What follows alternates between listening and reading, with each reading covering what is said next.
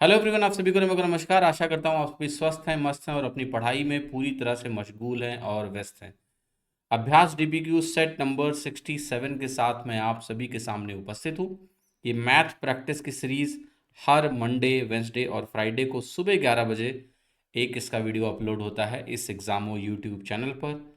सो channel को subscribe करिए और मेक श्योर करिए कि आप इस सीरीज़ को ज़रूर फॉलो करें ताकि एग्ज़ाम में आपका सिलेक्शन हो बाई चॉइस। अगर आप कंप्लीट मैथ्स पढ़ना चाहते हैं मुझसे तो एग्जामो लर्निंग ऐप डाउनलोड करके वहाँ पर अर्जुना मैथ्स नाम का बैच ले सकते हैं। अगर कोई भी इंक्वायरी है बैच से रिलेटेड तो आप सीधे हमारे व्हाट्सएप नंबर 8882600700 पर व्हाट्सएप मैसेज भेजकर अपनी इंक्वायरी कर सकते हैं। जो नए स्टूडेंट्स हैं जो इस सीरीज़ को अभी फॉलो करना शुरू कर रहे हैं, इस पेज पर दी गई सारी जानकारी पढ़ के आप जान सकते हैं कि डीपीक्यू क्या है और इसके क्या बेनिफिट्स हैं और ये किन एग्ज़ाम्स के लिए हेल्पफुल है। आप इसकी पीडीएफ को प्राप्त करने के लिए हमारे टेलीग्राम चैनल को जरूर ज्वाइन करें, रामो सर ऑफिशियल। ये क्यूआर कोड स्कैन करके भी आप ज्वाइन कर सकते हैं और वहाँ पर आपको इस सेशन की पीडीएफ मिल जाएगी। चलिए शुरुआत करते हैं। तो पहला प्रश्न जो आपके सामने है वो कह रहा है कि ABC एक ट्राइंगल है जिसमें एंगल BAC 70 डिग्री है, H इसका ऑर्थो सेंटर है। अब फिर कह रहा है एंगल बाइसेक्टर अगर हम लें एंगल HBC का और HCB का तो ये एक पॉइंट I पर मिलेंगे। O हमारा सरकम सेंटर है HBC ट्राइंगल का। आपको सम बताना है BIC एंगल का और रिफ्लेक्स एंगल BOC का, इन दोनों का सम बताना है। तो देखिए डायग्राम क्या है कि सबसे पहले तो यहाँ पर आप दिख रहा होगा ABC एक त्रिभुज है और ये जो H है ये क्या है, ऑर्थो सेंटर कहलाता है। ठीक है, ऑर्थो सेंटर कैसे बनता है कि जब हम परपेंडिकुलर्स ड्रॉप करते हैं अपोजिट साइड पर वर्टेक्स से तो तीनों परपेंडिकुलर्स जिस पॉइंट पर मिलते हैं इस पॉइंट को हम कहते हैं ऑर्थो सेंटर। तो एक चीज़ का आपको सबसे पहले ध्यान रखना है कि ये एंगल मुझे 70 डिग्री दिया हुआ है, तो यहाँ पर लिख लीजिए आप। ये जो एंगल होता है ऑर्थो सेंटर पर जो कोण बनता है तो ये जो हमारा BHC एंगल बनेगा ये सीधा अगर ये एंगल थीटा होता है तो ये 180 माइनस थीटा होता है। तो सबसे पहले आप इस एंगल को लिख लीजिए कि ये 180 माइनस 70 यानी 110 डिग्री के बराबर बनेगा ये BHC। अब आगे सारी बात इस BHC ट्राइंगल के लिए की गई है। एक पहला ये जो I पॉइंट है ये क्या है, ये इन सेंटर है किसका, BHC का। तो I जो है ये इन सेंटर क्यों है, क्योंकि जब हम एंगल बाइसेक्टर्स को मिलाएंगे B और C के एंगल बाइसेक्टर्स को मिलाएंगे आगे बढ़ाएंगे तो जिस पॉइंट पर मिलेंगे इसको हम बोलते हैं इन सेंटर BHC का। तो इन सेंटर हो गया ये BHC ट्राइंगल का। अब इन सेंटर की प्रॉपर्टी क्या है भाई, ये जो एंगल BIC आपका बनेगा ये होगा 90 डिग्री प्लस 110 का आधा, 90 प्लस ये जो वर्टेक्स एंगल का आधा होता है जोड़ते हैं तो ये वैल्यू आ जाती है। तो ये आपका हो गया 145 डिग्री।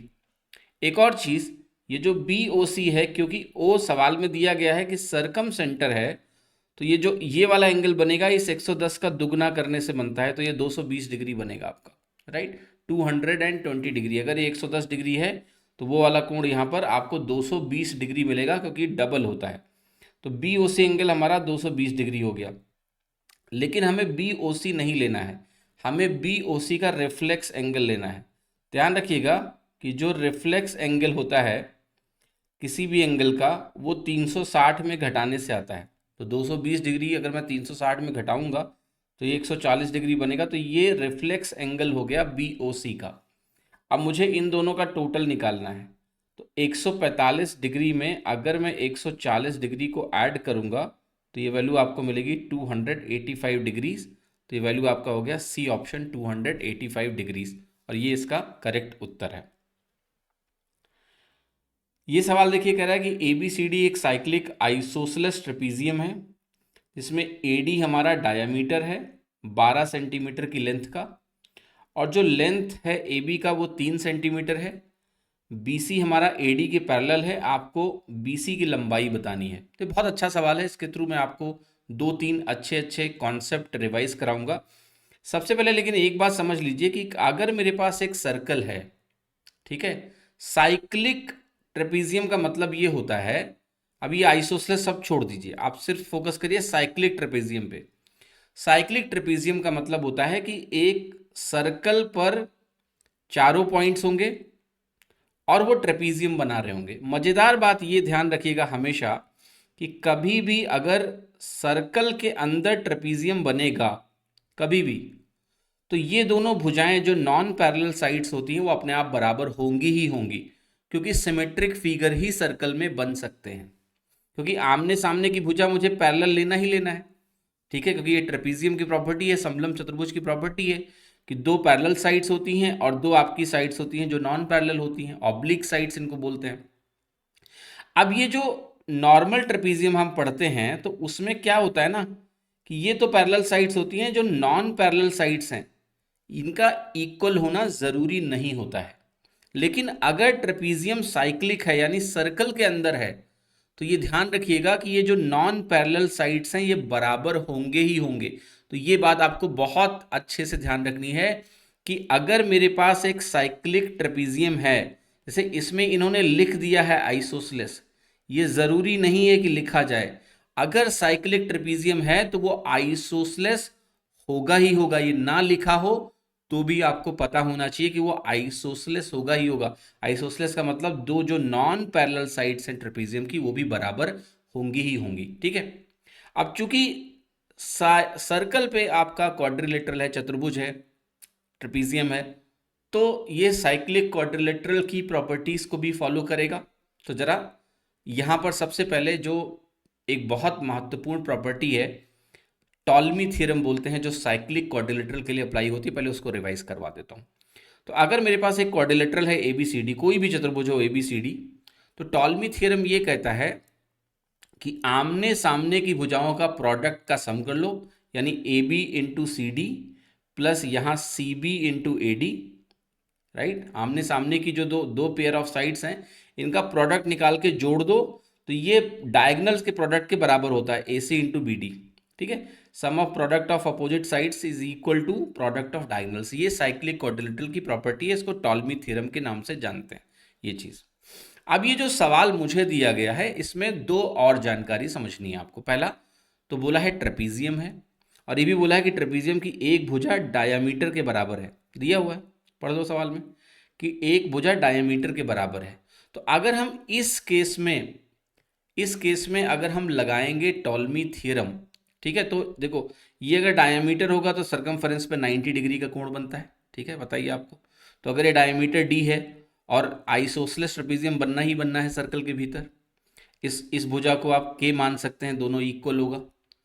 तो ये जो लेंथ है ये डी स्क्वायर माइनस के स्क्वायर बन जाएगी, राइट एंगल ट्राइंगल लगा के ऐसे स्क्वायर रूट करके, तो डायगोनल लेंथ मिल गई डी स्क्वायर माइनस के स्क्वायर। और आइसोसेलेस ट्रेपेजियम में दोनों डायगोनल लेंथ बराबर होती हैं, ठीक है। तो ए सी हमारा बी डी के बराबर हो गया, रूट डी स्क्वायर माइनस के स्क्वायर। अब यहाँ पर अगर आप टॉल्मी थ्योरम लगाएंगे तो आपको फाइनली ये रिजल्ट मिलेगा, जिसमें अगर ये सी डी भुजा मुझे निकालना हो, सी डी भुजा निकालना हो एक्स, तो एक्स की वैल्यू आएगी डी स्क्वायर माइनस टू के स्क्वायर अपॉन डी।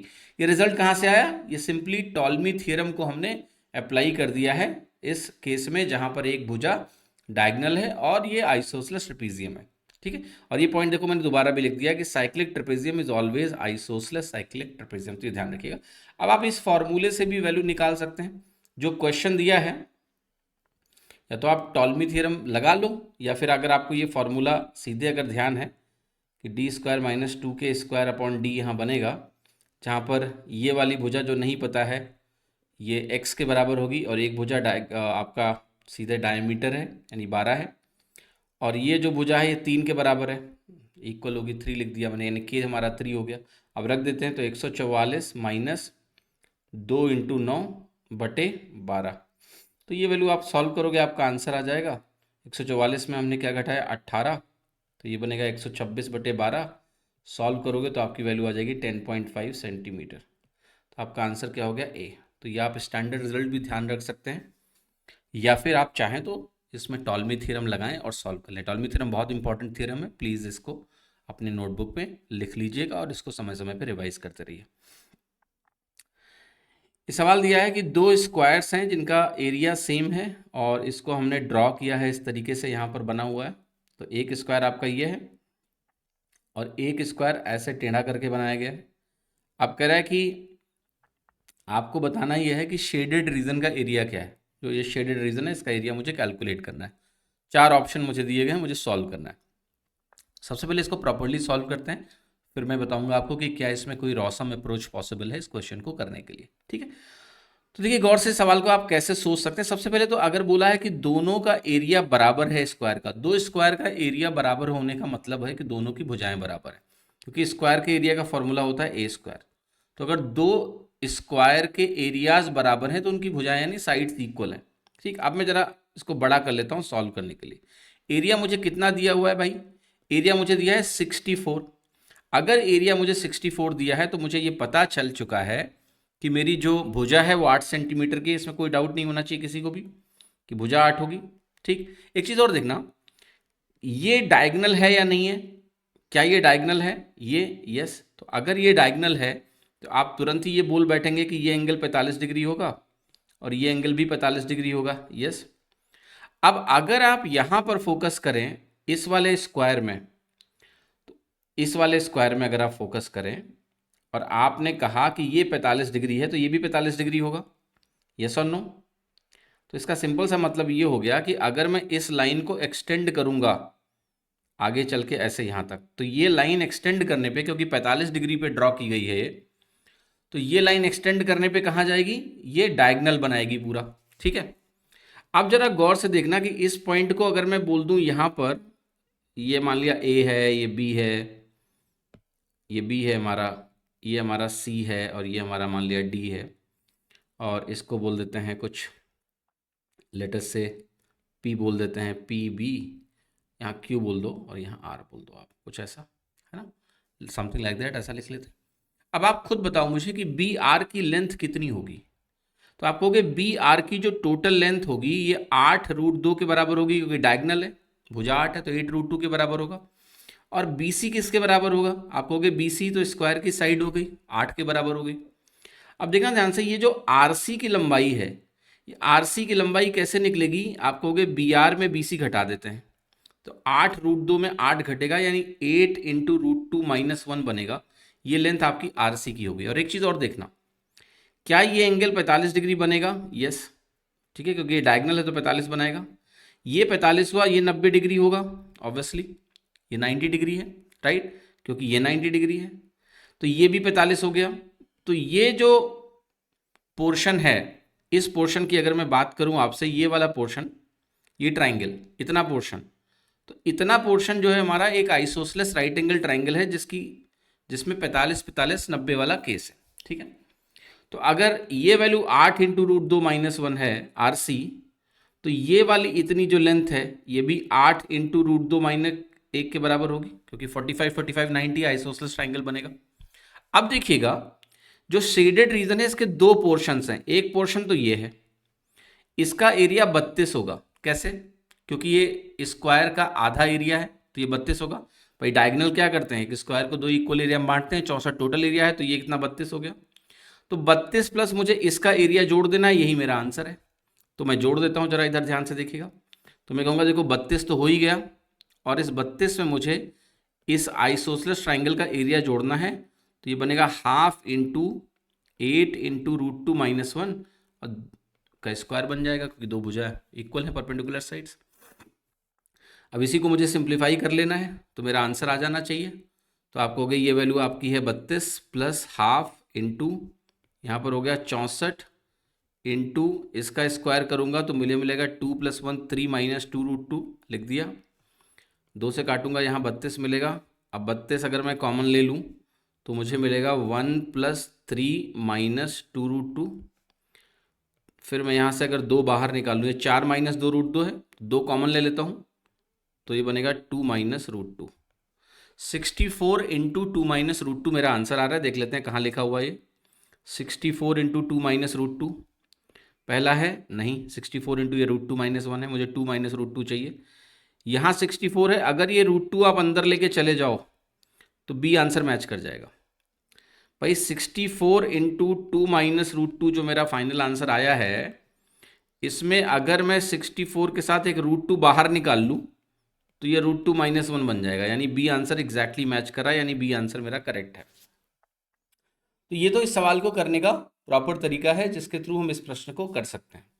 अब मैं इस सवाल को करने का एक और तरीका आपको बताना चाहता हूं, जिसको आप बहुत ध्यान से सुनिएगा और समझिएगा। ठीक है, इसमें हम रॉसम अप्रोच से भी कोशिश करते हैं कि क्या इस सवाल का हल हम निकाल सकते हैं या नहीं। ध्यान से देखिएगा, बस आप अनुमान लगाओ, क्योंकि एरिया विजुअली मुझे दिख रहा है, आप ये अनुमान लगाइए कि एरिया कितना हो सकता है लगभग। तो आपको एक चीज तो बिल्कुल तय है, पहला कि भाई ये एरिया तो 32 है, 32 में कुछ और जुड़ना है। कितना जुड़ना है आपको ये चीज बहुत क्लियरली दिख रही होगी कि अगर मैं इसको ऐसे ज्वाइन कर दूं, ठीक है, और इसको मैं आगे ऐसे बढ़ा दूं, तो एक तरह से ये एरिया 16 होगा, चाहे आधा 32 होता है, ये आधा का आधा है, 16 होगा। तो 32 है और 32 में ये 16 तो हट ही गया, कुछ और भी हटेगा, यानी मेरा जो आंसर है वो 32 से तो बड़ा है, ध्यान रखिएगा। लेकिन ये जो 16 है इससे कम जुड़ेगा, तो 32 प्लस 16 48 होता है, यानी 48 से कम होगा, क्योंकि इतना जो पोर्शन है, गौर से देखिएगा, इतना जो पोर्शन है ये भी 16 होगा। मुझे पूरा 16 नहीं लेना है, उसमें थोड़ा सा लेना है। तो मेरा जो आंसर है वो 48 से कम आएगा, ये तय है। 32 से बड़ा आएगा, 48 से कम आएगा, इन्हीं दोनों में से मेरा कुछ उत्तर है। अब जरा आंसर को ध्यान से देखते हैं। पहला जो उत्तर है उसको गौर से देखिए, लगभग किसके बराबर है? आप कहोगे 64 इंटू 0.41 के बराबर है, क्योंकि √2 की वैल्यू 1.41 होती है। अब 64 को अगर मैं 0.4 से गुणा करूंगा, 64 को अगर आप 0.5 से गुणा करते तो 32 आता, 0.4 से गुणा करोगे तो 32 से छोटा आएगा, और मेरा आंसर क्लियरली 32 से बड़ा है, 32 से 48 के बीच में है, तो पहला उत्तर नहीं हो सकता है। ठीक है, दूसरा उत्तर अगर आप गौर से देखेंगे तो मिलेगा 64 इंटू 0.41, ठीक है, क्योंकि √2 - 1 है और साथ में √2 भी है, तो 1.41 भी है। तो एक आंसर मेरे पास ये है, जो आप अगर टेंटेटिवली अगर आइडिया लगाने की कोशिश करें तो ये 64 इंटू इसको 0.4 सोचिए, इसको 1.4 सोचिए, तो ये कुछ इतना आ रहा है। तो ये वैल्यू लगभग उस रेंज में मुझे दिख रही है, क्योंकि 64 इंटू 0.5 32 होता है, और थोड़ा सा और, तो 32 से बड़ा ये तो है, और 48 से कम भी है। ठीक है, ये 48 से कम है, क्योंकि 48 के लिए लगभग 0.8 टाइम्स जाना पड़ेगा, तो उससे कम है, यानी रेंज में है, यानी बी सही हो सकता है। बट अभी ये मत बोलना कि बी सही है, मुझे और ऑप्शन भी गलत करने पड़ेंगे। अब जैसे ये 148 है, 148 को मैं 0.41 से गुणा करूंगा, तो ये वैल्यू क्लियरली 50 से बड़ी है, इसलिए ये गलत है। क्यों? क्योंकि 125 अगर मेरे पास हो और इस 125 को मैं 0.4 से गुणा करूं, तो वो वैल्यू आपकी 50 आती है। और ये तो 128 इंटू 0.41 है, यानी इससे बड़ी होगी, तो ये 50 से बड़ी हो गई, यानी सी भी गलत है। डी पे आ जाओ। डी तो बहुत आसानी से आप एलिमिनेट कर सकते हैं, 32 इंटू √2 को 1.4 अगर आप सोचेंगे तो 32 को मुझे 0.6 से गुणा करना है, यानी ये तो 32 से भी छोटा हो गया, तो डी भी नहीं हो सकता है। इसलिए ना तो सी हो सकता है ना ए हो सकता है, तीन ऑप्शन एलिमिनेट हो गए, तो मेरा आंसर बी करेक्ट हो गया। देखो मेहनत है इस चीज में, और आप ये भी कह सकते हो कि सर हो सकता है एग्जाम में दो ऑप्शन ऐसे हो जाएं जो 32 से 48 के बीच में है, तब हम नहीं लगा पाएंगे। ये बात आपकी बिल्कुल सही है, लेकिन पता है ऑप्शन ऐसे ही आते हैं एग्जाम में जहां पर ये करना संभव हो जाता है कि आप विजुअली इस चीज को देख पाएंगे।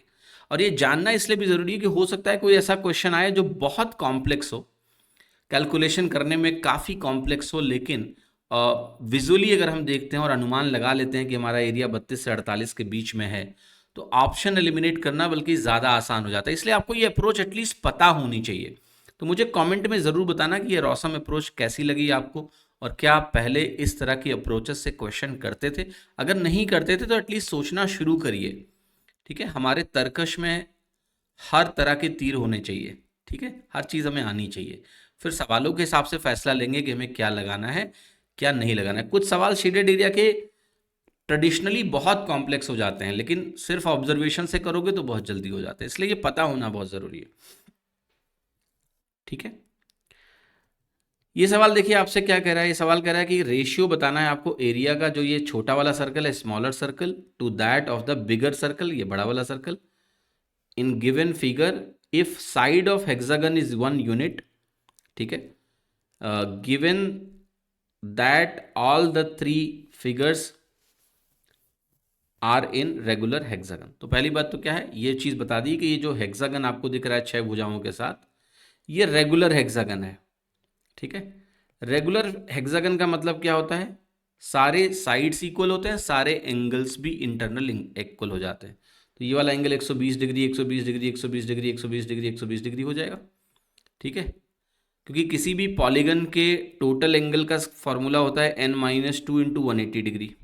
ठीक है, तो हेक्सागन की बात करोगे 6 माइनस 2 क्या बनेगा 4, 4 इंटू 180 बनेगा 720, और 6 एंगल से इंटरनल 6 से डिवाइड कर लो, अगर रेगुलर फिगर है तो सारे एंगल बराबर आएंगे तो 120 डिग्री आता है, तो ये एंगल 120 बन जाता है। ठीक है, अब मुझे इसका और इसका एरिया का रेशियो निकालना है। तो आपको समझना क्या है कि भाई ये क्या है, ये तीनों भुजाओं को टच कर रहा है इस वाले ट्राइंगल को, यानी इस तरह से इसको बोलेंगे कि ये इस त्रिभुज का इन सर्कल है। यहां पर ये जो त्रिभुज है इसका ये इन सर्कल है, तो एक तरह से दो इन सर्कल्स का रेडियस यानी इन रेडियस निकाल लेना है। और अगर मुझे इन रेडियस का रेशियो मिल जाए तो उसी के स्क्वायर का रेशियो क्या होगा, एरिया रेशियो होगा, क्योंकि एरिया क्या बनता है पाई r1 square pi r2 square, पाई से पाई कट जाएगा, तो रेडियस के रेशियो का स्क्वायर ही मुझे क्या दे देगा, आंसर दे देगा। ठीक है, तो अब इसको सॉल्व कैसे करेंगे इसके लिए मैं थोड़ी सी जानकारी दूंगा, थोड़ा सा रिवीजन कराता हूं आपका, जिससे आपके इस तरह के सवाल ओरली सॉल्व हो जाए एग्जाम में। सबसे पहले देखो, कोई भी हेक्सागन अगर आपके सामने है, राइट, जैसे ये हेक्सागन बनाया मैंने, अब देखो यहाँ पर आपने 6 इक्वल एरिया का डिवीजन किया है, 6 बराबर एरिया में डिवाइड कर दिया इसको हेक्सागन को। तो अगर मैं ये कहूँ कि ये जो 6 रीजन्स आपको दिख रहे हैं इन 6 का एरिया इक्वल है, इक्वल एरिया है जो भी है बट इक्वल है, इसलिए मैं 111 लिख रहा हूँ कि सारे एरियाज इक्वल है। तो इस तरह से एक रेगुलर हेक्सागन को आप 6 इक्वल एरियाज में बांट सकते हो। ऐसे देखो एक और चीज़ मैं आपको दिखाता हूँ जिससे बड़ा मज़ेदार ऑब्जर्वेशन क्रिएट होगा और इससे कई सवालों में आपको मदद मिलेगी। ठीक है, जैसे ध्यान से अब देखना मेरे को कि मैं यहाँ पर एक पॉइंट लेता हूँ बिल्कुल बीच में, right, let me take a point here, और मैं क्या करूँगा, आप गौर से देखिएगा, मैं इसको यहाँ से ज्वाइन कर देता हूँ ऐसा। आपको पता है मैंने क्या किया है, फिर से अगर मैंने टोटल हेक्सागन का एरिया 6 मान रखा है, लेट्स से फॉर एग्जांपल 6 मान रखा है, और उसी हिसाब से मैंने कहा था कि सारे ये एरियाज बराबर होंगे, ये बेसिकली 6 समबाहु त्रिभुज यानी इक्विलेटरल ट्रायंगल बन जाते हैं। तो यहाँ भी देखो टोटल एरिया 6 है, और अगर आप इन फिगर्स को गौर से देखें, इनका टोटल, इनका टोटल, इनका टोटल, तो क्या होगा, ये भाई 3 बराबर इक्वल एरियाज होंगे, तो टोटल 6 है तो मैं कहूँगा 2 2 2, और फिर आपने एक लाइन खींच दी।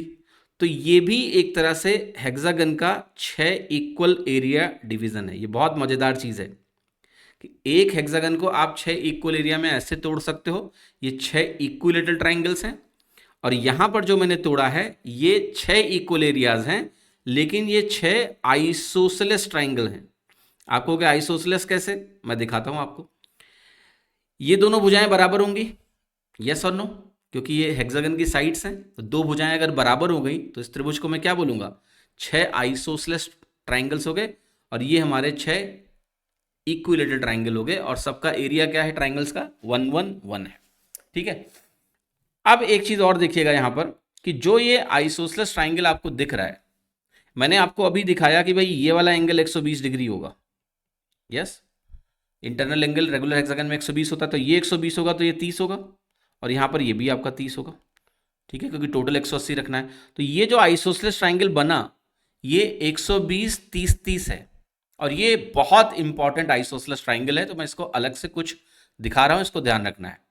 अगर आपके सामने कभी भी कोई ऐसा आइसोसेलेस ट्राइंगल मिले जिसकी एंगल्स ऐसे हों 120 30 30, तो एक चीज ये ध्यान रखना कि जो साइड रेशियोज होंगे, ये दोनों साइड्स तो बराबर ही होंगे, ये भुजा √3a होगी, यानी 120 के सामने वाली भुजा 30 के सामने वाली भुजाओं का √3 गुना होता है, ये ध्यान रखिएगा। इसको बोल सकते हैं साइड रेशियो 11 √3 होगा जब एंगल्स हमारे 30 30 120 होंगे, ये ध्यान रखना।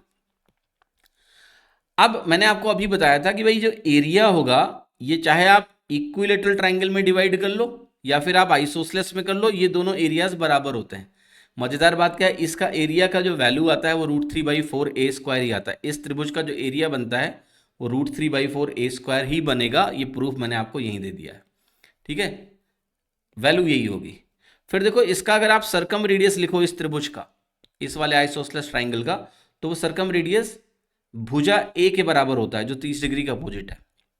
इन रेडियस की जो वैल्यू होती है वो होती है √3a/2 × 2 + √3।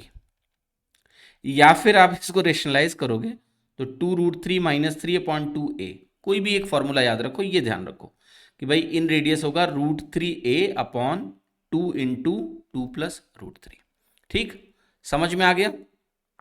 और एक चीज़ देखिएगा, एक चीज़ मैं आपको और दिखा देता हूँ यहाँ पर, कि अगर मैं आपको एक चीज़ ये दिखा दूँ कि भाई देखो ये जो त्रिभुज है आपके पास अंदर अभी, ठीक है, क्योंकि मुझे इस वाले त्रिभुज के भीतर के सर्कल का भी लिखना है, ठीक है, इन रेडियस, क्योंकि इसी का रेशियो मुझे कैलकुलेट करना है। तो ये कैसे लिखोगे, तो आपको देखो अभी मैंने बताया कि अगर ये भुजा 1 है, ये भुजा 1 है जो कि सवाल में दिया हुआ है, तो ये भुजा √3 के बराबर होती है।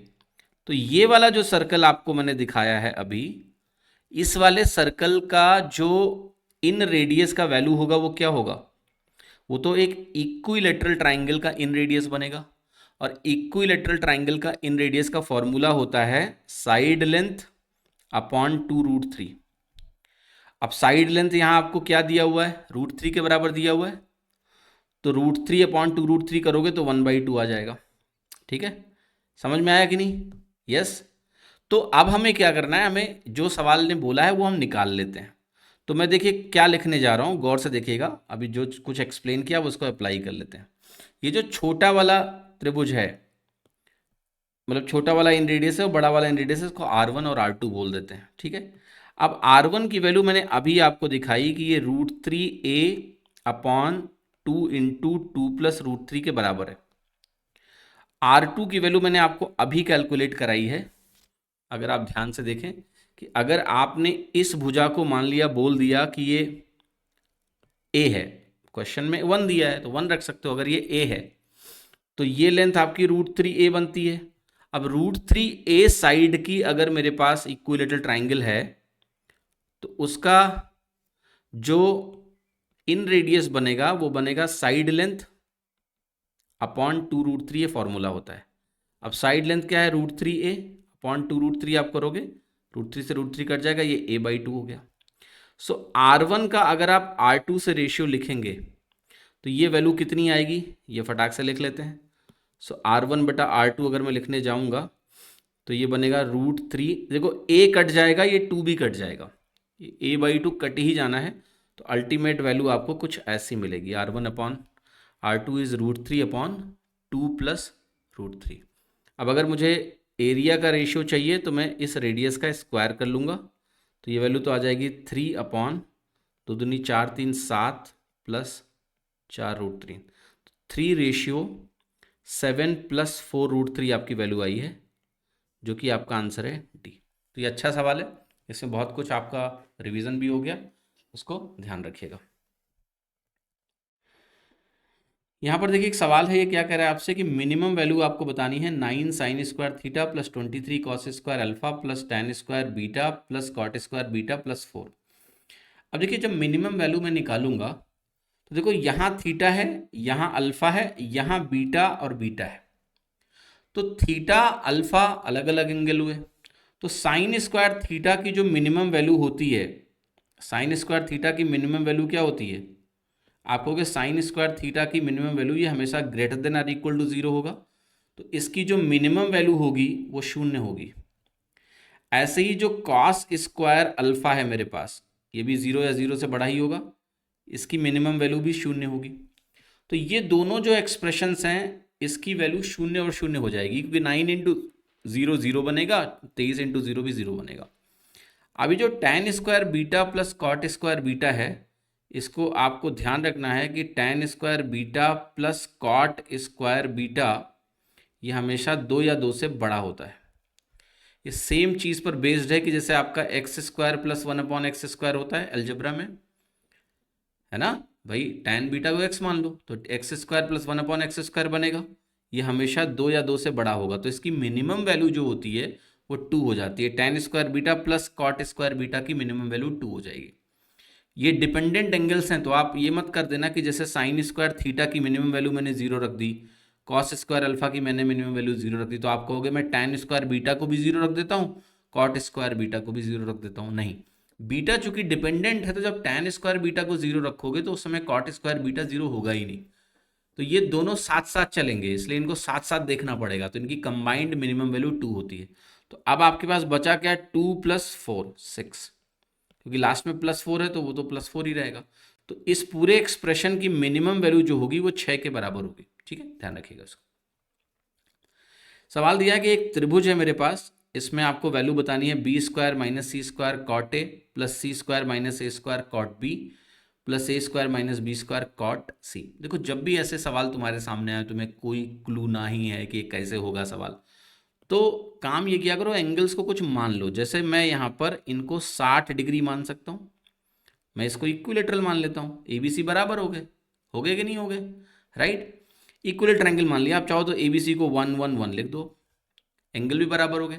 अब अगर ABC बराबर हो गए, आप 1 1 1 ना भी लो, आप इनको ABC ही रहने दो, लेकिन अगर ये इक्विलेटरल हो गया, अगर मैंने एंगल्स को 60 60 60 मान लिया, तो भुजाएं बराबर होंगी या नहीं होंगी, क्योंकि ये इक्विलेटरल ट्रायंगल बनेगा।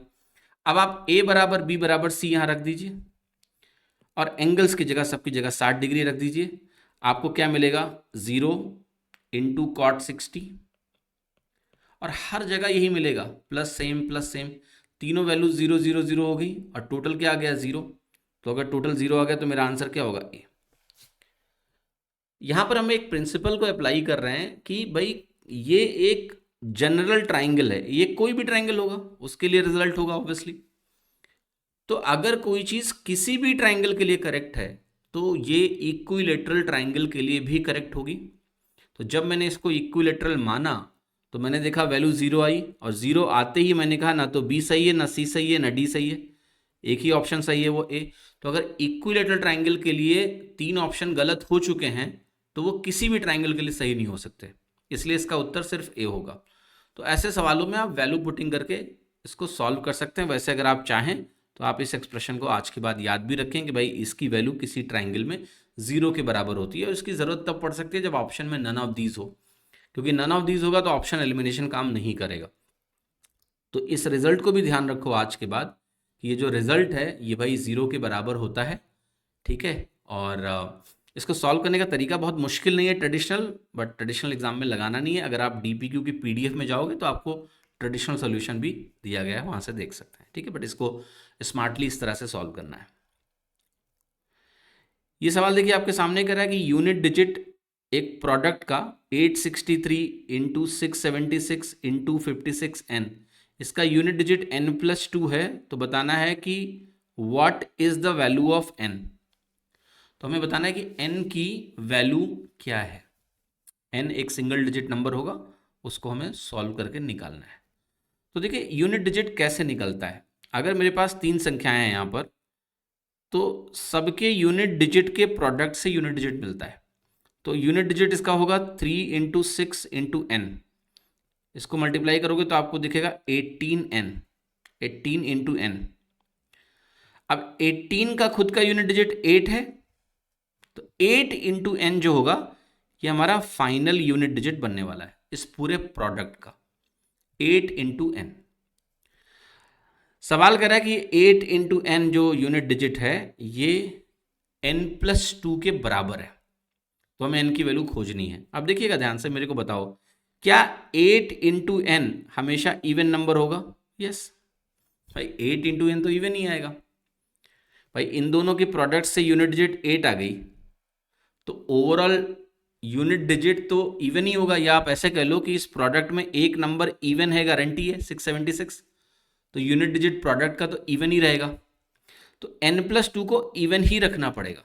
अगर मैं n+2 को इवन रखूंगा तो क्या तरीका है कि मेरा n भी इवन होना चाहिए, तभी n+2 इवन हो सकता है। तो n के इवन नंबर्स रखने हैं, मैं n को 0 रख सकता हूँ, 2 रख सकता हूँ, 4 रख सकता हूँ, 6 रख सकता हूँ, 8 रख सकता हूँ। n अगर मैं 0 रखूंगा तो यहाँ 2 मिलेगा, यहाँ 0 मिल जाएगा, 8 × n।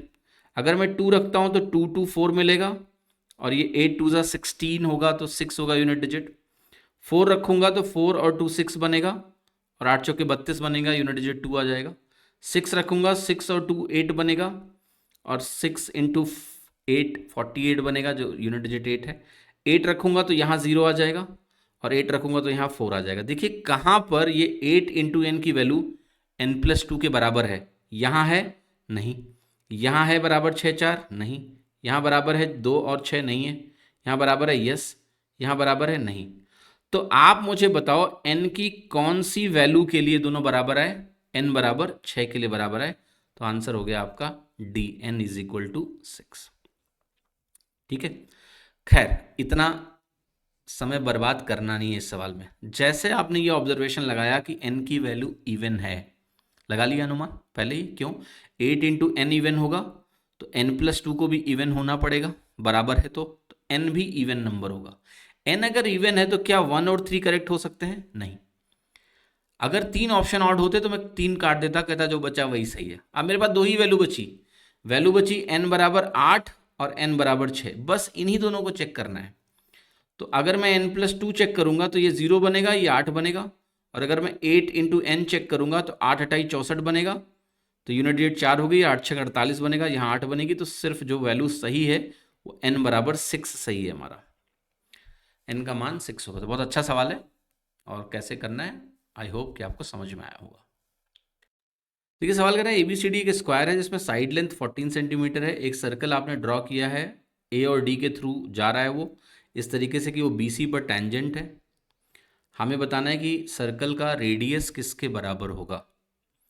तो देखिए डायग्राम कुछ ऐसा बनेगा जिसमें ABCD एक स्क्वायर हो गया, और यहाँ से सर्कल ऐसे A और D पॉइंट से गुजरा और इस BC पे टेंजेंट है। तो देखिए 2-3 चीज़ें जो यहाँ पर लिखी गई हैं चीज़ें, इसको मैं समझाता हूँ कैसे लिखी गई हैं ताकि आपको कोई तकलीफ ना हो समझने में।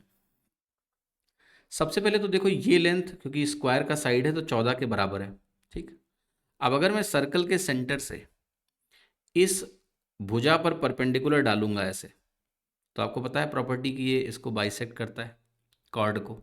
टोटल अगर 14 तो ये लेंथ 7 के बराबर हो गई, यहाँ कोई डाउट नहीं होना चाहिए। इस पॉइंट से लेके, जिस पॉइंट को मैं बोलूँगा लेट से ओ से इस डी को अगर मिलाएंगे तो ये तो सर्कल का रेडियस ही होगा, आर के बराबर हो गया। अब इस पॉइंट को मैं एम बोल देता हूँ। ओ एम की वैल्यू 14 माइनस आर कैसे लिखी गई है इसको समझने की कोशिश करिए। तो सबसे पहले देखिए आपको यहाँ पर क्या चीज़ समझनी है, और वो ये चीज़ समझनी है कि जो सर्कल का रेडियस है, ठीक है, सर्कल का जो रेडियस है ओ से लेके, अगर इस पॉइंट को मैं लेट से क्यू बोल दूं तो ओ क्यू रेडियस ही है, ये 7 के बराबर नहीं है बल्कि रेडियस के बराबर है। I can say this is radius. तो ये वैल्यू हमारी रेडियस के इक्वल हो गई, इसमें किसी को डाउट नहीं होना चाहिए, राइट। एक और चीज़ गौर से देखिएगा कि अगर ये वैल्यू मेरी आर के बराबर हो गई, इतनी लेंथ मेरी आर के बराबर हो गई, और ये टोटल जो लेंथ है यहाँ से यहाँ तक ये किसके बराबर है, ये DC के बराबर होगी, यानी स्क्वायर की भुजा के बराबर है टोटल लेंथ। तो ये टोटल लेंथ 14 होना चाहिए। अगर इतनी लेंथ आर है तो ये इतनी लेंथ किसके बराबर होगी, 14 माइनस आर के बराबर होगी, तभी तो टोटल 14 बनेगा। तो ओ एम की लेंथ भी आ गई। अब मुझे पाइथागोरस थ्योरम को लगा देना है बस इस सवाल में, और मेरा उत्तर आ जाएगा। तो पाइथागोरस थ्योरम कैसे लगेगा, यहाँ पर आप कहोगे ओडी स्क्वायर की जो वैल्यू है, ओडी स्क्वायर की जो वैल्यू है, इसमें से अगर मैं ओ एम स्क्वायर की वैल्यू को घटा दूं तो मुझे एम डी स्क्वायर मिल जाएगा। यस, तो यही लगा देना है मुझे। तो ये मिलेगा R square minus O M square की वैल्यू आपको दी हुई है 14 माइनस आर का होल स्क्वायर, ठीक है। ये वैल्यू एम डी स्क्वायर यानी 7 के स्क्वायर के बराबर हो गई। अब इसको ना ऐसा करते हैं कि या तो खोल के आप कैंसिलेशन कर लें, वहाँ से भी ये चीज़ हल हो जाएगी, या फिर आप a² - b² लगाएंगे, वहाँ से भी आपकी ये चीज़ हल हो जाएगी। a² - b² लगा लें तो मिलेगा a+b यानी r+14 माइनस आर एक ब्रैकेट में आएगा, और a-b करेंगे अगर आप तो आपको मिल जाएगा 2r-14 एक ब्रैकेट में इज इक्वल टू 49। यहाँ आर से आर कट गया, तो यहाँ से आपको मिल रहा है 2r-14 इज इक्वल टू 49/14। इसको काटेंगे, 7 दूनी 14, 7 सत्ते 49 यानी 7/2। यहाँ से आपको मिल रहा है 2r is equal to 14 plus 7/2। यहाँ से r अगर सॉल्व करेंगे तो आपको मिलेगा 7 प्लस जो वैल्यू आपके सामने है 7/2, 2r is equal to 14 plus 7/2, R से काटा तो 7 प्लस 7/4 आ गया ये, और 7/4 कितना होता है 1.75, टोटल आपका 8.75 आपका आंसर आ गया, जो कि आंसर है सी इज द राइट आंसर। तो स्टैंडर्ड स्टेप्स हैं, फॉलो करेंगे आपका आंसर आसानी से कैलकुलेट होके आ जाएगा। ये सवाल देखिए, कह रहा है कि 6 रेगुलर हेक्सागन्स हैं जो सराउंड करते हैं एक रेगुलर हेक्सागन को जिसकी साइड लेंथ 3 यूनिट की है। आपको बताना है area P Q R triangle का क्या है। तो पहले सवाल समझो। सवाल ये है कुछ ऐसा कि एक हमारे पास ऐसा रेगुलर हेक्सागन है, ठीक है, इसको सराउंड करने वाले 6 और रेगुलर हेक्सागन है। देखो ना, एक ये हो गया, फिर एक ये हो गया, इस तरह से सराउंड कर रहा है इसको रेगुलर हेक्सागन। फिर इस पॉइंट को पी क्यू आर को ज्वाइन कर दिया गया और मुझे इसका एरिया बताना है अगर ये जो रेगुलर हेक्सागन है इनकी भुजा मुझे 3 दी हो तो। अब देखिए, बड़ा आसान सवाल हो जाएगा जो मैंने कॉन्सेप्ट अगर आपको पढ़ाया हो, कॉन्सेप्ट अगर आपको याद हो तो। जैसे ये बताया था मैंने आपको कि चाहे आप ऐसे डिवाइड कर लो, तो अगर इसका 1 यूनिट का एरिया होगा तो इसका भी 1 यूनिट का एरिया होता है, ठीक है, राइट। अगर आप इसको इस तरह से 6 बराबर एरियाज में डिवाइड कर लें तो ये भी 6 बराबर एरियाज का डिवीजन है और यहां पर भी ये 6 बराबर एरियाज का डिवीजन है। दोनों तरीके वैलिड है। अब एक मजेदार बात आपको ध्यान से समझनी है, ठीक है। यहां पर आ जाओ इस फिगर में। तो इस फिगर में अगर आप गौर से देखें तो मैं सिंपली एक काम करने जा रहा हूं कि मैं इसको ना ज्वाइन करने जा रहा हूं। इसको इससे ज्वाइन कर दूंगा, इसको इससे ज्वाइन कर दूंगा, इसको इससे ज्वाइन कर दूंगा। तो आपको क्या दिखेगा जरा आप मुझे बताइए। इस केस में आपको ये साफ साफ दिख रहा होगा ना कि ये एरिया अगर 1 1 1 1 यानी 6 इक्वल एरियाज बनेंगे। और देखिए अगर ध्यान से इस वाले पोर्शन को, तो ये आपके पास एक रेगुलर हेक्सागन है सेम डायमेंशन का, क्योंकि सराउंड कर रहा है, इसकी भुजा भी वही है, और इसको आपने ऐसे ज्वाइन कर दिया तो ये एरिया भी तो एक ही होगा, ठीक है, ये एरिया भी तो एक ही होगा। देखो, चाहे आप ऐसे डिवाइड कर लो, चाहे आप ऐसे डिवाइड कर लो, चाहे आप ऐसे डिवाइड कर लो, एरिया तो बराबर होगा। तो इसलिए ये एरिया भी 1 के बराबर हुआ, तो 1 1 1 1 ऐसे बोल सकते हैं। तो जिस पी क्यू आर का एरिया आपको निकालना है, आप गौर से ध्यान से देखो, तो यहां पर 6 यूनिट्स आपको अंदर दिख रही है और 1 2 3 4 5 6 यूनिट बाहर दिख रही है इस रेगुलर हेक्सागन के। तो 6 अंदर 6 बाहर का मतलब पता है क्या हुआ? आपका जो एक रेगुलर हेक्सागन का एरिया है उसी का डबल एरिया आपका आंसर है, क्योंकि उतने ही टोटल 6 एरिया बाहर भी हैं बस। और इसकी भुजा आपको क्या दी है? 3। आप ऐसे भी बोल सकते हो कि 1 यूनिट का एरिया तो एक इक्विलेटरल ट्राइंगल के एरिया के बराबर है, उसको निकाल के 12 से गुणा कर देना है तो भी आंसर आ जाएगा, ठीक है। तो आपका जो आंसर फाइनली बनेगा वो 1 यूनिट की वैल्यू आप लिख लीजिए पहले। तो 1 यूनिट की वैल्यू आपको क्या मिलेगी? अगर भुजा 3 है तो आप कहोगे √3/4 इंटू ए स्क्वायर यानी 9। ये से 1 यूनिट की वैल्यू हो गई और इसको 12 से गुणा कर लेते हैं, तो 12 इंटू √3/4 इंटू 9 आपका आंसर बन गया। तो ये हो गया आपका 27√3, यानी आंसर आपका हो गया ए। तो आपको अगर विजुअल क्लैरिटी है तो ये सवाल देखिए बहुत ही आसानी से हल हो जाएगा, कोई तकलीफ नहीं होगी। अब मैं आपसे एक चीज़ पूछना चाहता हूँ सभी लोगों से, राइट। ये आपका होमवर्क है, होमवर्क का आंसर आप सभी को देना है। इसी सवाल में मुझे इस पी क्यू आर को छोड़ के जितना एरिया है, जैसे ये खाली पोर्शन है, ये खाली पोर्शन है, ये खाली पोर्शन है, ये खाली पोर्शन है, ये खाली पोर्शन है, ये खाली पोर्शन है, तो इस पूरे डायग्राम में पी क्यू आर ट्राइंगल के एरिया को हटाने के बाद जो एरिया बचेगा वो कितना होगा, ये आपको कमेंट करके मुझे बताना है। इस डायग्राम में पी क्यू आर ट्राइंगल का एरिया हटा दो, बाकी जो एरिया बचा, ठीक है, यहां जहां मैंने टिक मार्क लगाया है, ये टोटल एरिया कितने के बराबर होगा, ये कमेंट करके आप सभी को बताना है, ठीक है। फटाक से हो जाएगा, बस थोड़ा सा दिमाग लगाओ, हो जाएगा। सवाल देखिए यहाँ पर क्या कह रहा है कि जो बेस रेडियस है और जो स्लैंट हाइट है कोनिकल वेसल का वो 4.5 सेंटीमीटर और 9 सेंटीमीटर है रेस्पेक्टिवली। आपको वॉल्यूम बताना है सफिशिएंट वाटर का वेसल में इस तरीके से कि अगर एक स्फेयर 1.5 सेंटीमीटर का प्लेस किया जाए इसके अंदर तो वाटर जस्ट इमर्स कर ले इसको। तो सबसे पहले तो इसको समझना है भैया कि ये सवाल क्या है। पहले तो डायग्राम समझ में आएगा तो आगे की बातें तो तब होंगी। ठीक है, तो देखो सवाल ये है कुछ ऐसा कि मेरे पास एक ऐसा कोनिकल वेसल है। This is a conical vessel.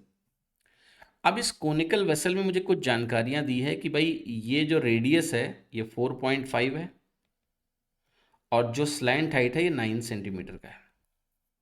ठीक, अब इसमें कह रहा है कि थोड़ा बहुत पानी भरा हुआ है और उतना ही पानी आपको भरना है कि अगर इसके भीतर आप एक लेट्स से ये वाला एक लेट्स से स्फेरिकल बॉल है, ये थोड़ा सा सर्कल के जैसे 2D में दिखेगा आपको, बट ये स्फेरिकल बॉल है कि इसके भीतर अगर मैं डालूं तो पानी की वो मात्रा बतानी है कि अगर मैं ये स्फेरिकल बॉल अंदर डाल दूं तो ये बस जस्ट इमर्स हो जाए। जस्ट इमर्स होने का मतलब कि अब ऐसे केस में पानी की पोजीशन कुछ ऐसी हो जानी चाहिए। बॉल जस्ट अंदर गई और पानी इसके जस्ट ऊपर तक आया।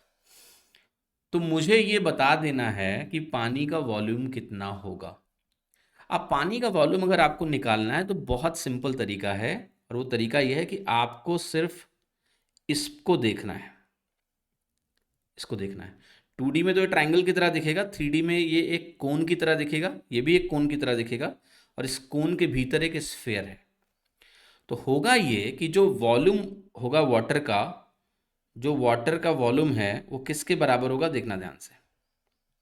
वाटर वॉल्यूम कितना होना चाहिए, तो आप कहोगे this should be equal to cone का वॉल्यूम, कोन वॉल्यूम, और कोन वॉल्यूम जब मैं लिख रहा हूं तो यहां पर एक टर्म यूज कर रहा हूं स्मॉलर। स्मॉलर का मतलब है ये वाला जो कोन बनेगा यहां पर, कोनिकल पोर्शन, ये इस कोन के वॉल्यूम में मुझे इस स्फीयर का वॉल्यूम घटा देना है, माइनस स्फीयर वॉल्यूम। तो इससे घटाने से जो शेडेड पानी है उसका वॉल्यूम आ जाएगा, उतना ही पानी मुझे चाहिए।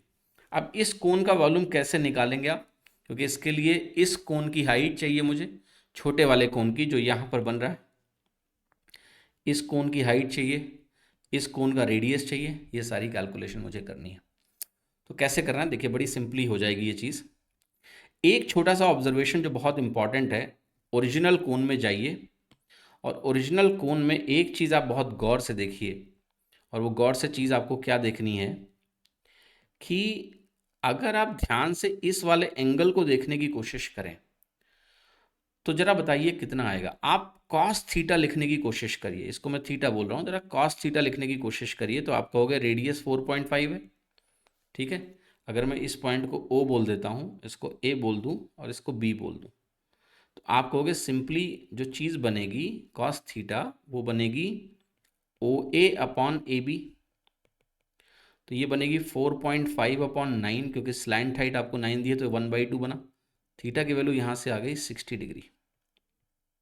आई कि नहीं आई? यस, ये वैल्यू आपकी 60 डिग्री कैलकुलेट होके आ गई। अब इस सवाल में इस चीज़ का बहुत बड़ा रोल है, क्योंकि अगर ये एंगल 60 डिग्री हुआ तो जब आप इस फिगर को यहाँ देखोगे तो आपका ये वाला जो एंगल है ना ये भी 60 डिग्री होगा। और अगर आप 2D प्रोजेक्शन के बारे में सोचेंगे, 2D प्रोजेक्शन ही सोच रहे हैं हम, ये 60 हुआ तो ये एंगल भी 60, तीनों 60 बन जाएंगे। एक तरह से ये इक्विलेटरल ट्राइंगल की तरह प्रोजेक्शन दिखेगा इसका। और इसका फ़ायदा क्या है, इसका फ़ायदा ये है क्योंकि मुझे अब तो बहुत सारी कैलकुलेशन करनी है, तो वो कैलकुलेशन फटाफट यहाँ से होगी। इसको आप सेंटर से ज्वाइन करिए। ठीक है, तो एक तरह से 2D में अगर मैं इसको देखूंगा तो 2D में ये एक सर्कल दिख रहा है, इन सर्कल दिख रहा होगा आपको इक्विलेटरल ट्राइंगल के भीतर। ठीक है, अब आपको एक चीज़ बतानी है कि भाई ये 1.5 सेंटीमीटर आपको दिया हुआ है कि इसका रेडियस मेरा 1.5 सेंटीमीटर है। इक्विलेटरल ट्राइंगल में जो इन रेडियस होता है वो भुजा बटे 2√3 के बराबर होता है।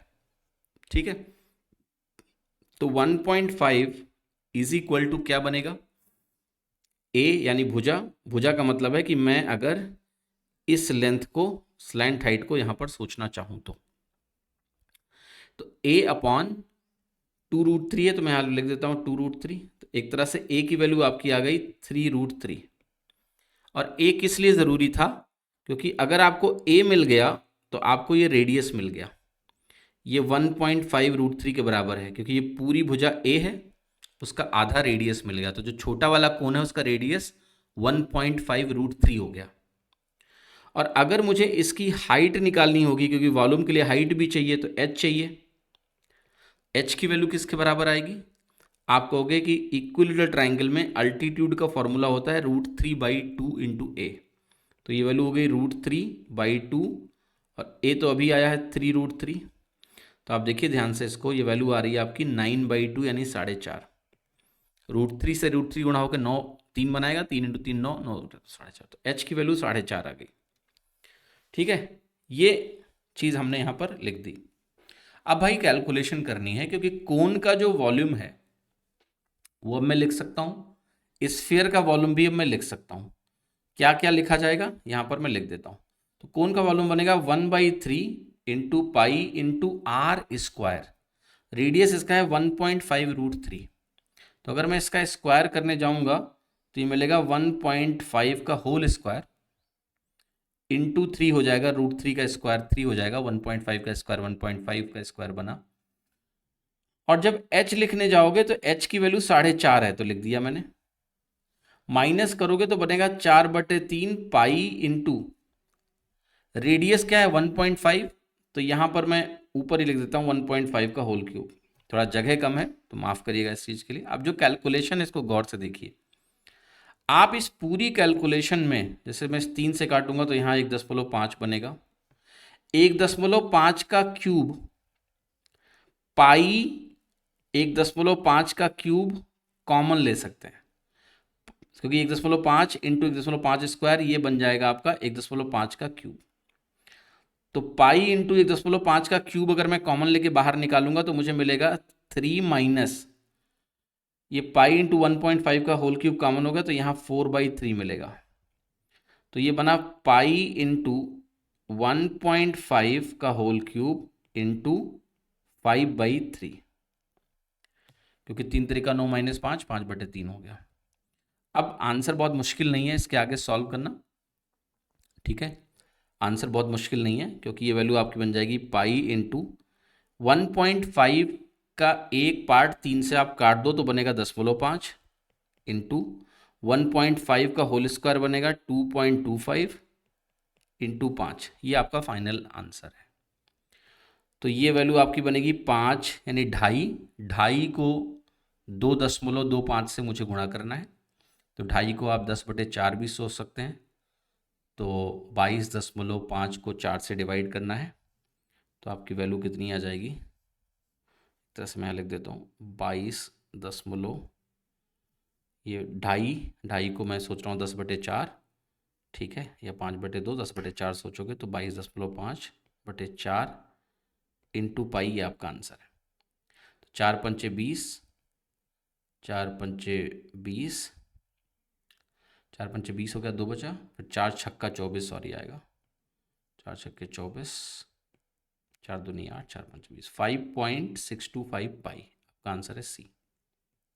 थोड़ा कैलकुलेशन है इस सवाल में, बट घबराने की कोई ज़रूरत नहीं है, ठीक है, थोड़ा सा मेहनत तो करनी ही पड़ेगी इस सवाल में, ठीक है।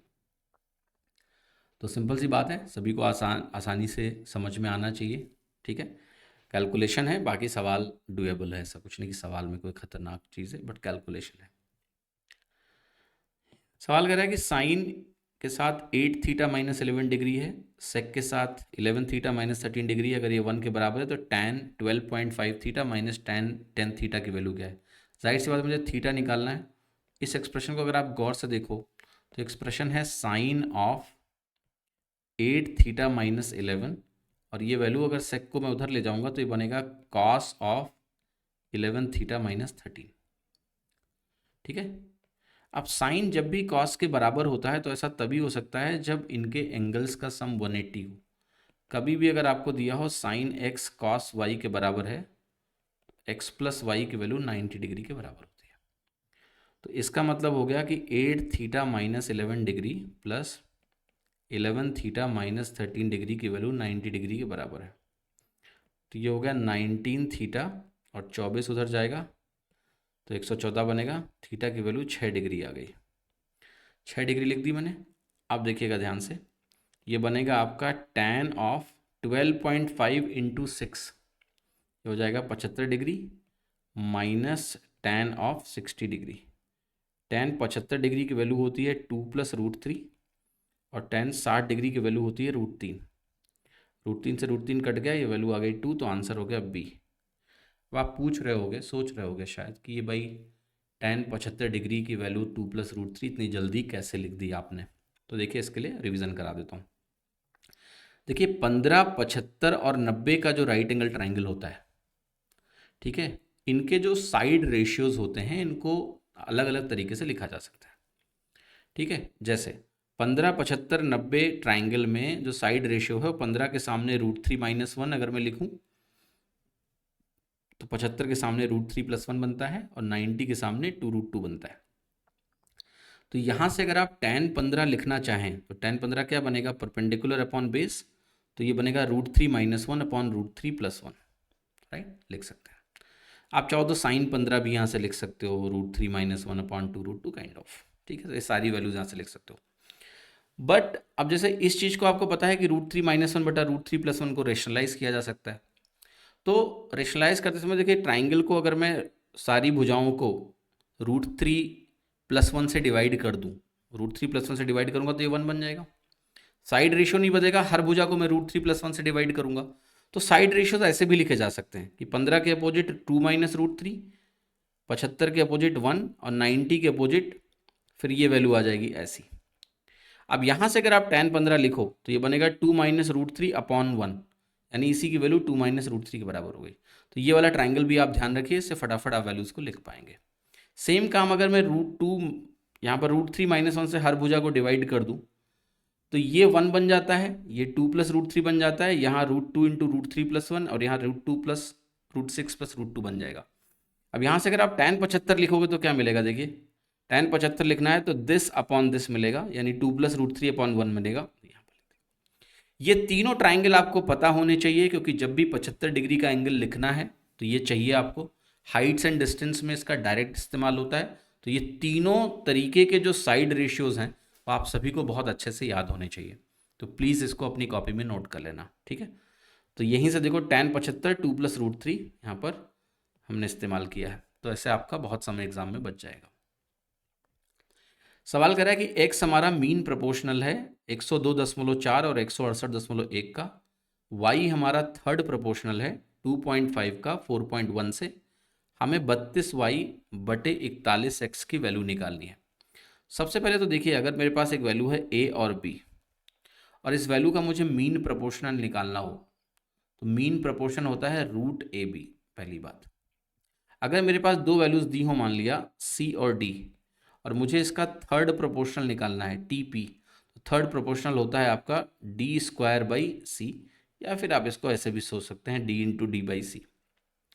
अब इस सवाल में अगर आप गौर से देखें तो x बोला है मीन प्रोपोर्शनल है किसका, 102.4 इंटू 168.1 का, तो x की वैल्यू ये हो गई। y की जो वैल्यू है वो थर्ड प्रोपोर्शनल है इन दोनों का, तो y की वैल्यू मैं लिखूंगा 4.1 इंटू 4.1 डिवाइडेड बाई 2.5। मुझे कुछ y अपॉन एक्स करना है, ऑल्दो 32y बटे 41x है, मतलब y/x निकालना है, फिर उसको 32 इंटू 41 से गुणा कर देना है। तो मैं यहाँ से y/x लिखने की कोशिश करूँगा, तो ये बनेगा 4.1 इंटू 4.1 अपॉन 2.5। ध्यान से देखिएगा जो x है इसमें 1024, अगर मैं इसको कुछ इस तरीके से सोचूं कि मैं यहाँ 10 से डिवाइड करूँ तो दशमलव हट जाएगा, यहाँ 10 से डिवाइड करूँ दशमलव हट जाएगा। अब 1024 जो होता है ना, ये 32 का स्क्वायर होता है, तो 32 बाहर आ जाएगा, ठीक है। ये जो 1681 है ये 41 का स्क्वायर होता है, 41 बाहर आ जाएगा, और जो 10/10 है इससे स्क्वायर रूट के बाहर एक 10 आ जाएगा। कुल मिला के मामला ये है, ठीक है। अब देखो ध्यान से एक चीज़ और, 41/10 4.1 के बराबर है, ये इस 4.1 से कट जाएगा, यहाँ का जो दशमलव है वो इस दशमलव से कट जाएगा। तो आपकी जो वैल्यू मिल रही है मुझे y/x की वैल्यू वो मिल रही है 41/25 डिवाइडेड बाई 32। या फिर मैं यूं कहूं कि ये मिल रहा है 41/25 इंटू 32। अब 32 और 41 को लेफ्ट हैंड साइड में लाएंगे तो ये मिलेगा 32y/41x। 32 तो इधर चला जाएगा y के साथ, 41 आ जाएगा x के साथ, ये वैल्यू 1/25 के बराबर आ गई। और जो आंसर है हमारा C 1/25, वही हमारा उत्तर करेक्ट हो गया। ठीक है, सिंप्लीफाई करोगे आंसर आ जाएगा।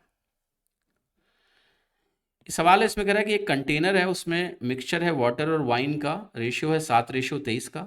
60 लीटर हम इस मिक्सचर का बाहर निकालेंगे और 25 लीटर पानी इसमें मिलाएंगे तो जो रेशियो होगा वो 2:3 हो जाएगा।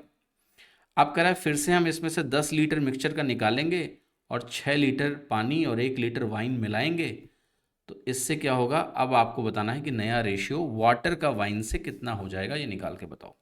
सबसे पहले देखिए एक बात, 7:23 मेरा रेशियो है किसका, ये देखिएगा वाटर और वाइन का। तो ये वाटर है और ये हमारा वाइन है। इसमें अगर आप 60 लीटर निकाल लें तो जो बचेगा उसमें रेशियो क्या चेंज हो जाएगा, इतना ही रहेगा। अगर मैं बात करता हूं सिर्फ 60 लीटर निकालने की, 60 litre mixture is taken out and 25 litre water is added. तो इसेंशियली जब मैंने 60 लीटर इसका निकाल के कहीं फेंक दिया तो जो बचेगा उसमें भी रेशियो इतना ही रहेगा पहले तो।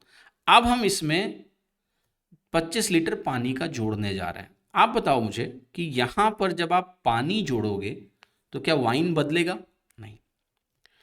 रेशियो आप कह रहे हो कि 2:3 हो गया, यही तो कह रहे हो कि 2:3 हो गया, यस।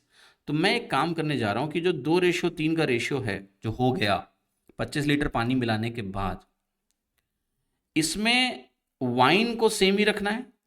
यहां आपका वाइन 23 यूनिट का है, यहां वाइन आपका 3 यूनिट का है, दोनों सेम होने चाहिए क्योंकि आपने यहां से यहां तक अगर ध्यान से देखें तो आपने वाइन में कोई चेंज नहीं किया बल्कि पानी जोड़ा है 25 लीटर। तो इसको सेम बना लेते हैं।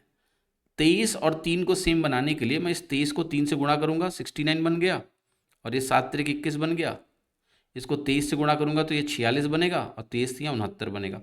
अब देखिए क्या हुआ, यहाँ पर मैंने दोनों जगह वाइन को सेम बना दिया, होना भी चाहिए क्योंकि आपने सिर्फ पानी ऐड किया है। पानी 25 यूनिट ऐड किया है, यस। यहाँ से देखिए 21 अगर 46 हो गया तो आपने 25 यूनिट पानी ऐड किया। आप कहोगे लेकिन सवाल तो कह रहा है कि 25 लीटर ऐड किया है, यानी 1 यूनिट 1 लीटर के बराबर हो गया। तो बहुत मज़ेदार बात हो गई। मज़ेदार बात इसलिए हो गई अब क्योंकि यहाँ पर जो वैल्यूज़ लिखी हैं, अब ये 46 लीटर और 69 लीटर हो गया। ये वाटर हो गया आपका और ये वाइन हो गया। जो 2:3 का रेशियो आप बोल रहे हो, इस 2:3 के रेशियो में जो टोटल वैल्यू है, ये टोटल वैल्यू 115 लीटर हो गई क्योंकि 1 यूनिट 1 लीटर के बराबर हो गया। और इसका टोटल अगर आप करोगे तो 115 लीटर आ गया, 115 यूनिट आ गया। तो ये जो 2:3 में आपकी वैल्यू है, ये टोटल 115 लीटर के बराबर है। इस सवाल का मतलब ये है। अब आप इसमें क्या कर रहे हो, 10 लीटर और निकाल दे रहे हो। Again 10 litres of mixture is taken out. 10 litre अगर निकाल दोगे तो क्या बचेगा आपके पास, 105 लीटर बचेगा, यस। और क्या रेशियो अभी भी 2:3 ही रहेगा, यस, क्योंकि आपने 10 लीटर निकाला है। तो ये टोटल कितना हुआ, 5 यूनिट, और 5 यूनिट आपका 105 के बराबर है तो 1 यूनिट 21 के बराबर हुआ। तो ये 2 यूनिट 42 हो गया और 3 यूनिट आपका 63 हो गया। ये वाइन और वाटर और वाइन अभी है। अब आप कह रहे हो कि मैं 6 लीटर पानी मिलाऊंगा, 6 लीटर पानी जोड़ दो इसमें, और आप कह रहे हो 1 लीटर वाइन मिलाऊंगा, जोड़ दो। तो वैल्यू कितनी हो गई, 42 6 48 और 63 और 1 64 हो गई। 16 3 48, 16 चौके 64। तो ये फाइनल रेशियो हो गया वाटर का वाइन से फाइनल मिक्सचर में, जो कि आंसर है ए। यही पूछा गया आपसे। अच्छा सवाल है, बहुत अच्छे तरीके से आपको करना ही आना चाहिए। प्रोसेस मैंने बता दिया है, आशा करता हूँ समझ में भी आया होगा। देखिए सवाल आपसे कह रहा है कि निशांत और अभिनव ने एक बिजनेस शुरू किया है जिसमें कुछ इन्वेस्टमेंट किया है। अभिनव वर्किंग है एग्जीक्यूटिव मैनेजर के तौर पे, तो उसको 2/7 जो टोटल प्रॉफिट होगा एनुअल, उसका कमीशन के तौर पे मिलेगा और बाकी की प्रॉफिट बराबर डिवाइड हो जाएगी इन दोनों में। फिर कह रहा है कि अगर पूरा प्रॉफिट हम निशांत और अभिनय में उनके इन्वेस्टमेंट रेशियो में डिवाइड करते तो अभिनव को 12,000 कम मिला होता जो कि एक्चुअली में उसको मिला उससे। तो कह रहा है निशांत को 44,000 मिला है और उसका इन्वेस्टमेंट 1,20,000 है, तो बताना है अभिनव का इन्वेस्टमेंट क्या है। पहले इस चीज़ को पूरा गौर से समझते हैं। सबसे पहले तो 2/7 वाला जो सिनारियो है, इसमें आप मान लीजिए टोटल प्रॉफिट 7 यूनिट का है। अब इस 7 यूनिट के प्रॉफिट में 2 यूनिट का प्रॉफिट किसको जाएगा? अभिनव को जाएगा सैलरी के तौर पे, कमीशन के तौर पे। बाकी जो 5 यूनिट बचेगा उसमें ढाई ढाई बराबर बराबर डिवाइड होगा। तो एक तरह से अगर आप इस चीज को समझें तो एक को 4.5 मिला, एक को 2.5 मिला। किसको 4.5 मिला? अभिनव को। अभिनव और निशांत का जो रेशियो है वो 9:5 का है। यानी टोटल अगर 14 यूनिट की प्रॉफिट है तो अल्टीमेटली यहाँ टोटल देखो 14 यूनिट है। पहले 7 माना, बाद में जो रेशियो को सिंप्लीफाई किया हमने तो 9:5 आया। यानी 14 यूनिट की प्रॉफिट में 9:5 का रेशियो है। इसको आप ऐसे भी समझ सकते थे कि आप सीधे शुरू में 14 मान लो। शुरू में आप सीधे 14 मानोगे तो आप कहोगे 2/7 इसका निकालेंगे, क्योंकि 4 यूनिट आएगा, ये अभिनव हो गया। बाकी जो 10 बचा वो 5-5 डिवाइड हो गया, तो अल्टीमेटली 9:5 का रेशियो में डिवीजन हुआ। अब सवाल ये कह रहा है कि देखो निशांत को 44,000 मिल रहा है, सवाल कह रहा है ये। तो निशांत का 5 यूनिट आपने कहा 44,000 के बराबर है, तो ये 9 यूनिट किसके बराबर होगा? निकाल सकता हूं मैं, आसानी से निकल जाएगा। ठीक है, 1 यूनिट आप निकालोगे तो यहां से आएगा 8800, और 9 यूनिट अगर आप यहां से कैलकुलेट करेंगे तो 00 9 72 9 72 और 7 79,200।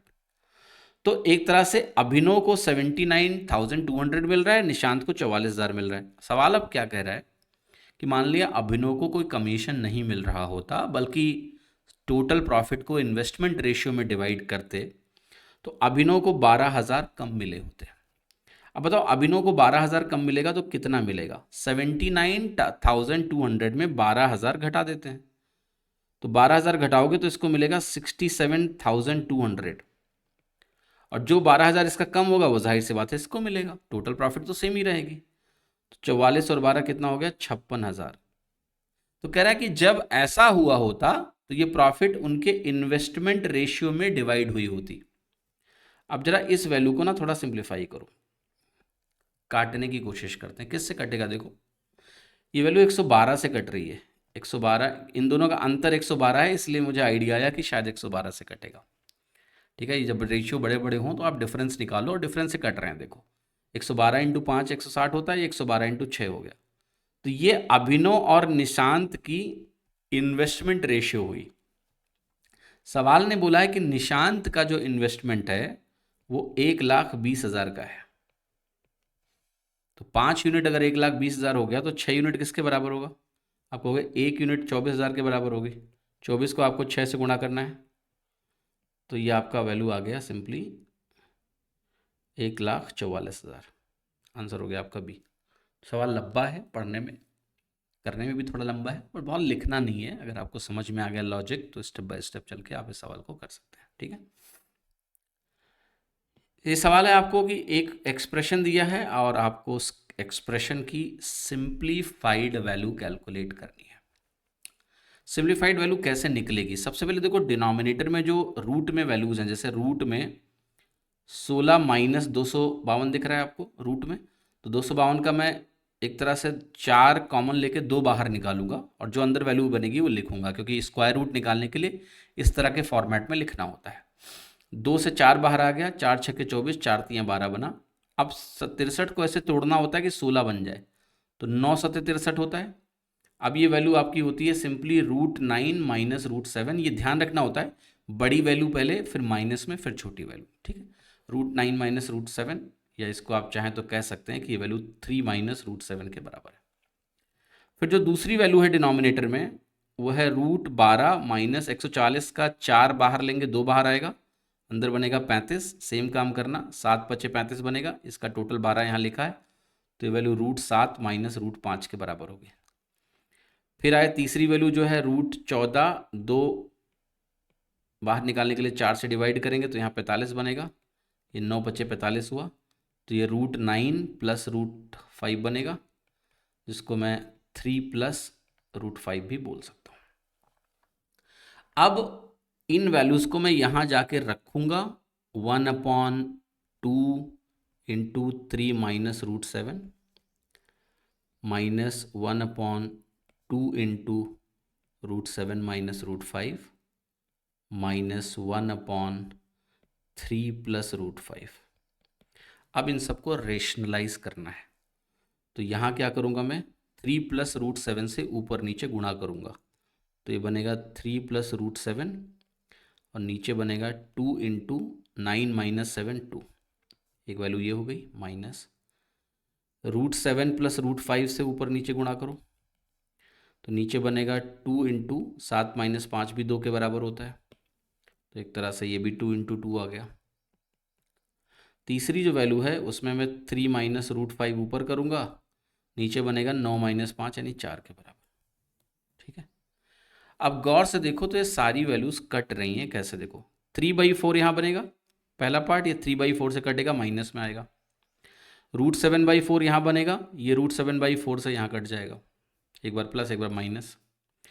फिर यहाँ आपका बन रहा है माइनस में रूट 5/4 और यहाँ ये माइनस माइनस प्लस में रूट 5/4, तो ओवरऑल वैल्यू कट कटा के हो गई शून्य, कट कटा के शून्य हो गई, तो आंसर हो गया ए। सिंप्लीफाई कर लिया आपने, सारी वैल्यू यहाँ पर कैलकुलेट हो गई। ठीक है, तो आई होप कि आपको DPQ 67 पसंद आई होगी। आपका जो भी फीडबैक है वो कमेंट में ज़रूर लिखें, और जो मैंने एक क्वेश्चन होमवर्क के लिए दिया है उस क्वेश्चन को भी ज़रूर सॉल्व करें। ठीक है, इस बात का ध्यान रखें, और आशा करता हूँ कि ये सीरीज़ आपको बहुत फ़ायदा दे रही है। आप इस सीरीज़ को फॉलो कर रहे हो, यही मेरा मोटिवेशन है। अभी ये वीडियो जब मैं रिकॉर्ड कर रहा हूँ तो मैं बहुत तकलीफ़ में रिकॉर्ड कर रहा हूँ। सो मुझे डेंगू हो गया अभी लगभग 2 वीक पहले, और तो इधर जो भी वीडियो आपको मिल रहे हैं ये बड़ी मुश्किल मैंने रिकॉर्ड किए हैं, बट मोटिवेशन सिर्फ एक बात का है कि आप लोग पढ़ रहे हो, सीख रहे हो, तो आपकी पढ़ाई रुकनी नहीं चाहिए। तो ये एक पर्टिकुलर वीडियो बनाने में डेंगू के बाद इतना ज़्यादा वीकनेस है कि मैं आपको बता नहीं सकता हूँ।